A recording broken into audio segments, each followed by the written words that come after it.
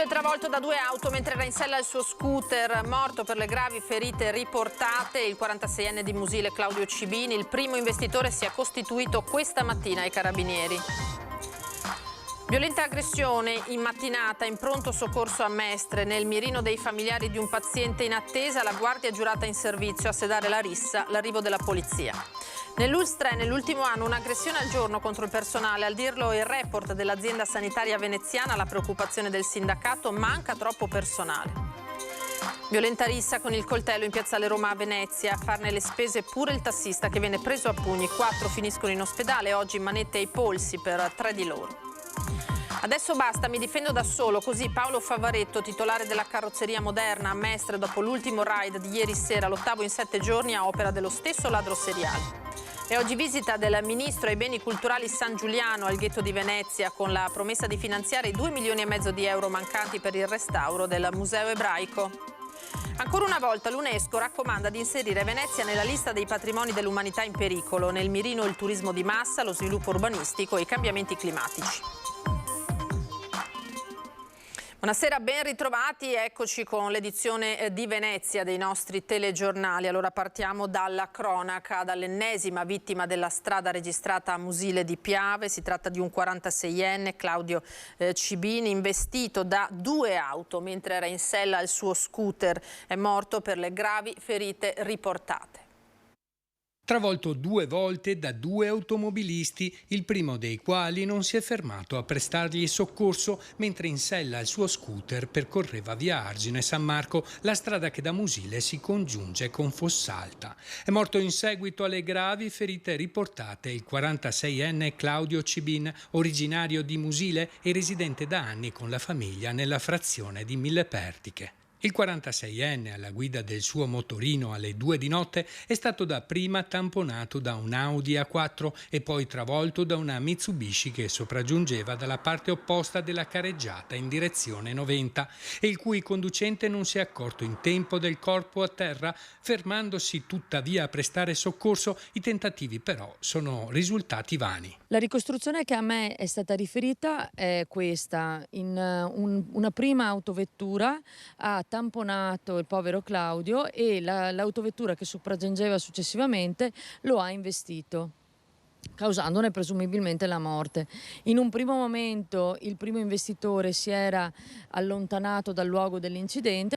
Solo nella notte il primo automobilista che ha tamponato il 46enne è stato rintracciato dagli uomini dell'Arma. Claudio viveva con la madre di 95 anni e lascia una sorella e un fratello. Le condoglianze, sicuramente l'amministrazione è vicina alla famiglia, mi dispiace veramente anche per le modalità con cui è successo questo incidente. Difficile stabilire se Claudio Cibin sia deceduto sul colpo in seguito al tamponamento o per le ferite riportate dall'auto che lo ha investito quando era a terra. Le ipotesi di reato per entrambi gli automobilisti sono di omicidio stradale, con la possibile aggravante per il primo dell'omissione di soccorso. Ora l'indagine è affidata alla magistratura.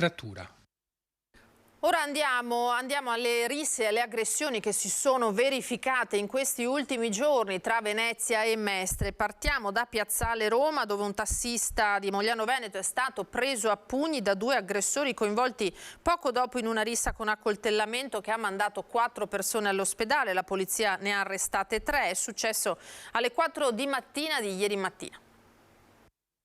Una rissa furiosa con 4 accoltellati e un paio di contusi. La violenza che ha portato 4 persone all'ospedale, di cui 2 in condizioni gravi, scoppia a piazzale Roma attorno alle 4 del mattino di domenica tra tunisini, kosovari e bengalesi. Quali ne siano stati i motivi lo stabiliranno le forze dell'ordine, che stanno ricostruendo il quadro esatto di una notte di follia. Di certo c'è solo l'inizio. Un tunisino visibilmente alterato salta su un taxi già prenotato dall'aeroporto pretendendo per lui la corsa. A dargli manforte arriva un connazionale e per il tassista, originario di Mogliano, le cose si mettono male. È stato ripetutamente colpito dalle spalle e anche da davanti, per cui... Con pugni quindi? Sì, lui ha cercato di proteggersi, infatti ha diverse contusioni sia a livello facciale che alla testa, al braccio. E lì è stato fortunato perché sono intervenuti i clienti successivi che erano là che assistevano. Marco Bortolan, presidente del Radio Taxi Venezia Mestre, conosce personalmente il collega aggredito. Ce lo racconta emotivamente provato, nonostante sia una persona forte con una lunga esperienza di lavoro notturno. Un lavoro sempre più pericoloso, non solo a Mestre, anche a Venezia. Piazzale Roma è così. Piazzale Roma è così. Cioè, tu non mi crederai, però purtroppo Piazzale Roma è un ricettacolo di gente che arriva e purtroppo sappiamo bene che hai la crème della crème. Arrivare però a essere picchiati e comunque maltrattati no, perché non lo accetto, personalmente non lo accetto. Io rappresento la maggioranza dei tassisti qua a Mestre. Con che spirito si può tornare a lavorare oggi quando non è garantita nemmeno l'incolumità fisica? La categoria lo denuncia da tempo. Fatti del genere stanno tristemente diventando molto frequenti. Dobbiamo dare delle risposte, che sia un protocollo di sicurezza, dobbiamo intervenire con una vigilanza privata fissa. Lo facciamo perché ovviamente mi chiedono questo. Noi vogliamo lavorare tranquilli. Questo abbiamo detto ieri mattina, e questa mattina è scoppiata invece una rissa al pronto soccorso dell'ospedale All'Angelo. Alcuni familiari di una donna hanno messo in subbuglio il reparto contrari alle sue dimissioni. Denunciato dalla polizia un uomo che ha preso a botte un vigilante addetto alla sicurezza. Per passare dalle offese alle mani è bastata una manciata di secondi. La rissa però non è avvenuta al bar o in strada, ma un'altra volta nelle corsie del pronto soccorso dell'Angelo. Ad essere aggredito in questo caso un vigilante intervenuto per calmare gli animi. L'addetto alla sicurezza è intervenuto per la reazione violenta di un parente, forse il marito di una signora che dopo un malore stava per essere dimessa dall'ospedale. I parenti l'avevano accompagnata al nosocomio. Una volta controllata dai medici, la donna era stata rassicurata dicendogli che poteva tornare a casa, cosa che probabilmente ha infastidito gli accompagnatori, tanto da spingerli alle offese e poi all'aggressione. Per il direttore generale Edgardo Contato, questi esecrabili episodi di violenza vanno fermamente condannati. Tanta solidarietà nei confronti dei nostri operatori che quotidianamente devono confrontarsi con 1000 problemi, e questo per noi dovrebbe essere l'ultimo. Quello di dover relazionare in maniera violenta con il pubblico diventa una cosa veramente deprimente. Alla fine, per riportare la tranquillità in reparto, è stata chiamata la polizia, che subito intervenuta ha identificato alcuni componenti della famiglia di etnia rom e denunciato il protagonista della baraonda. Da tempo l'ASL 3 Serenissima, in accordo con la prefettura, sta lavorando ad un protocollo di sicurezza con le forze dell'ordine per cercare di saper contenere e gestire gli episodi di violenza all'interno dell'ospedale. Il problema del conflitto in certe aree, la psichiatria e il pronto soccorso sono, direi, una nota dolente e conosciuta. Bisogna trovare insieme, e qui il Covid ci ha aiutato, proprio lo spirito di affrontare assieme a vari livelli istituzionali, ma i problemi, cercare di dargli una risposta comune. Questo ci ha spinto appunto assieme alle forze dell'ordine a ragionare e trovare delle modalità di interazione che siano consone proprio a affrontare il problema e, se possibile, anche a ridurlo. Aggressioni, lo avete sentito, in aumento negli ospedali dell'ULSS 3 Serenissima, con la direzione sanitaria che lavora in accordo con la prefettura proprio a un protocollo con le forze dell'ordine per contrastare questa deriva.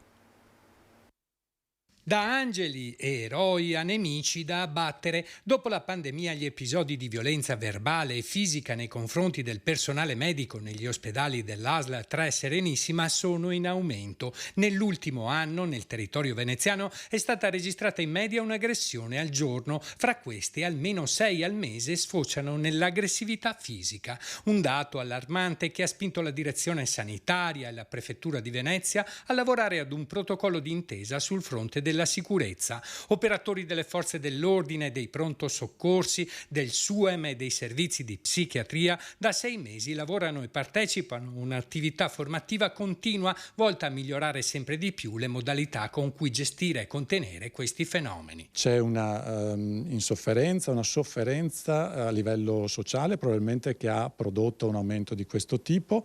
L'effetto delle sostanze è sicuramente di rilievo, nel senso che oggi c'è una diffusione di queste sostanze e questo fa sì ovviamente che ci sia un problema in aumento, un fenomeno molto delicato che va attenzionato e va anche fronteggiato. Ci sono stati una serie di incontri formativi ma anche di tipo operativo e questo sta portando poi alla stesura di un documento, di un protocollo, come è previsto anche dalla normativa, nel senso che negli ultimi anni c'è stata una attenzione particolare proprio a questo fenomeno, per cui anche il Parlamento ha previsto con una legge nel 2020 la produzione di un protocollo per far fronte al problema della violenza. È l'ennesimo intollerabile episodio di violenza. Per la UIL è importante lavorare sul fronte della sicurezza, ma non basta. Va benissimo tutte le iniziative che fa l'ASL, che fa la Regione Veneto, però bisogna monitorare con maggiore attenzione. Gli utenti vanno anche educati, va capito e va fatto capire che i lavoratori sono allo stremo, soprattutto in questi contesti che dicevo, cioè pronto soccorso, psichiatrie, ma anche da altre parti, anche nei distretti ci risulta che ci siano stati episodi di aggressione e vanno proprio invitati a collaborare con il personale sanitario. Cambiamo ambito, adesso basta, mi farò giustizia da solo, così amareggiato e stanco dopo l'8º furto, pensate, in una settimana a opera dello stesso ladro seriale. Ecco, così parla Paolo Favaretto, titolare della carrozzeria moderna di Mestre, ormai famosa per i colpi subiti. Siamo stanchi, non ne posso più, perché non è possibile che in una settimana questo qua venga ogni sera, ogni giorno, ma chi siamo? È lo sfogo del titolare della carrozzeria moderna di Mestre dopo l'ennesimo furto subito domenica sera, l'8º in una sola settimana, già denunciato e ad opera dello stesso ladro seriale accampato addirittura con tenda proprio dietro l'attività commerciale di Via Giustizia. Ecco le immagini del raid di domenica, effettuato come ogni sera alla stessa ora, tra le 18 e le 20. Mi sento sola, abbandonato anche dal sindaco, dice amareggiato Favaretto. Il sindaco di Venezia dovrebbe interfacciarsi, ci ha portato qua il CERT, tutte le notti ci porta la gente davanti alle vetrine. La mattina ce ne sono 20, 25. Tutta gente che recuperano per strada. Non ne posso più, non ha fatto una telefonata, non è venuto qua una volta, ma è il sindaco di Venezia o è una persona qualunque?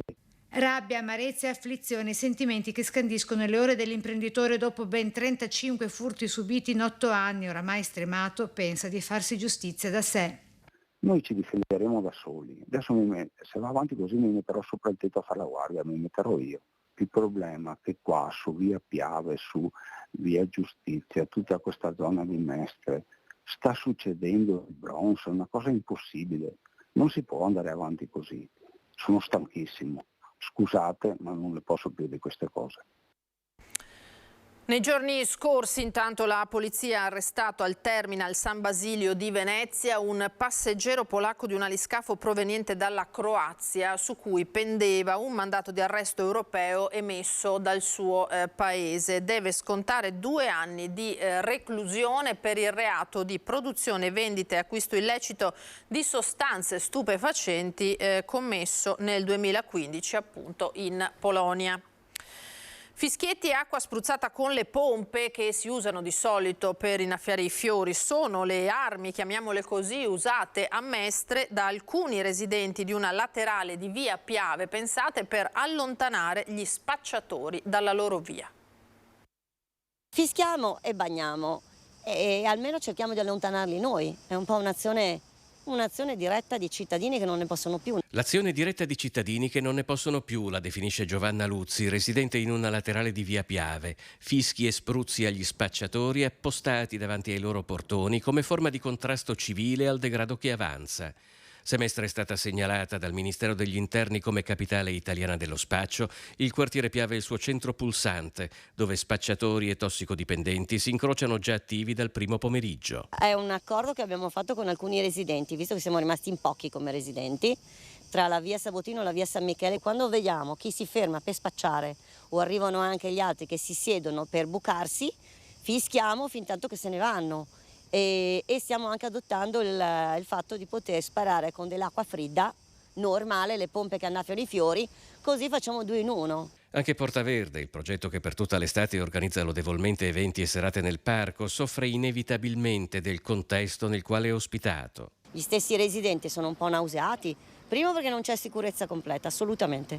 Tu non vieni qua, sei libero, la gente ti passa, lo spacciatore ti passa in mezzo, quello che ti chiede le monetine, quello che ti viene al tavolo. Il palco diventava dormitorio anche sotto perché era tutto aperto, quindi poverini, sotto e sopra era pieno.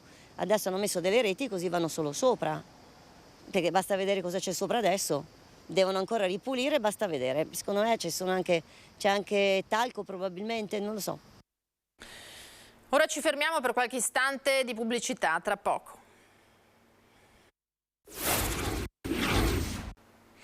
Di nuovo in diretta, edizione di Venezia dei telegiornali di Antenna 3. Ancora una volta l'UNESCO raccomanda di inserire Venezia nella lista dei patrimoni dell'umanità in pericolo.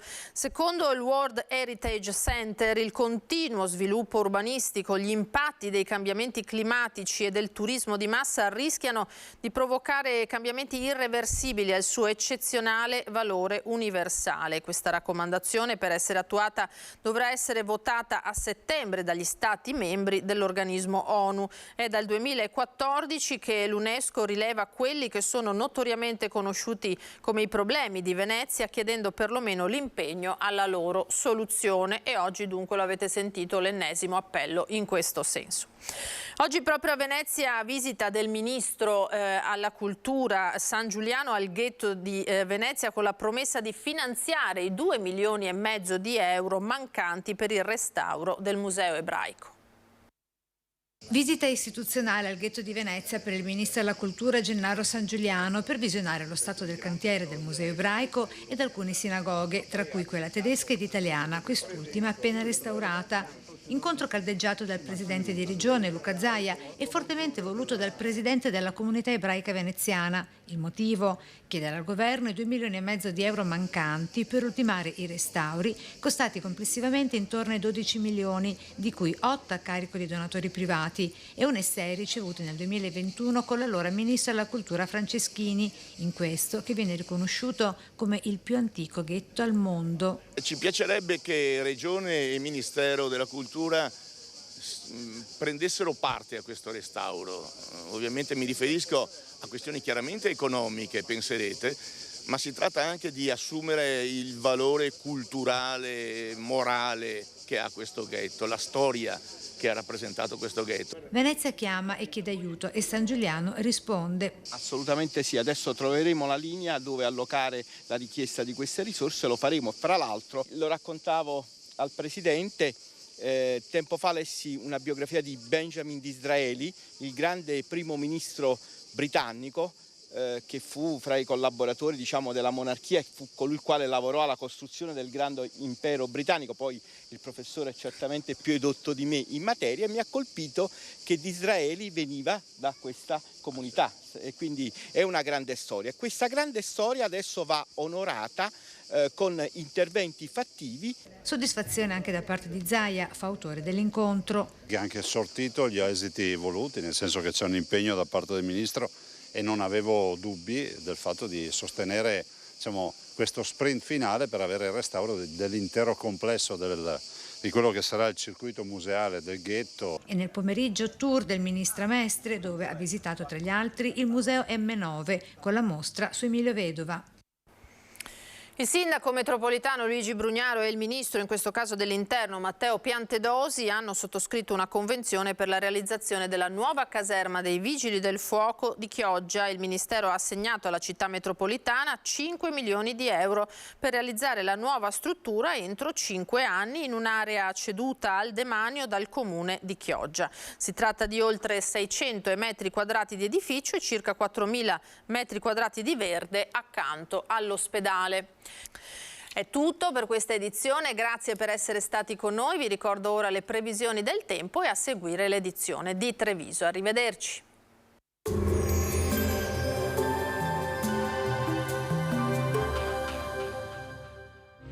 Silea Legnami, le migliori soluzioni personalizzate per la vostra casa e giardino. Bentrovati al meteo. Il mese di agosto si apre con l'influsso di una circolazione instabile. Previsione dunque che evidenzia ancora una certa incertezza meteorologica. Vediamo insieme il dettaglio. Sul Veneto martedì prevalenza di sole. Entro sera però potrebbero scoppiare i consueti temporali su Alpi, Prealpi e alte pianure, con rischio di fenomeni intensi e anche di grandinate. Vediamo le temperature che saranno in calo, minime tra 17 e 20 gradi, massime comprese tra 27 e 32 gradi. Spostiamoci ora sul Friuli Venezia Giulia. Anche in questo caso sarà piuttosto soleggiato ovunque, con addensamenti nel corso del pomeriggio sui monti associati a locali rovesci. Temperature minime tra 17 e 22 gradi, massime sui 28-30 gradi all'incirca. Infine diamo uno sguardo alla situazione del Trentino Alto Adige, dove il sole sarà presente solo a tratti e la probabilità di temporali sarà invece più consistente. Temperature minime intorno ai 17 gradi, massime sui 29-30 gradi all'incirca. Dal meteo di Antenna 3 per ora è tutto, grazie per l'attenzione, arrivederci.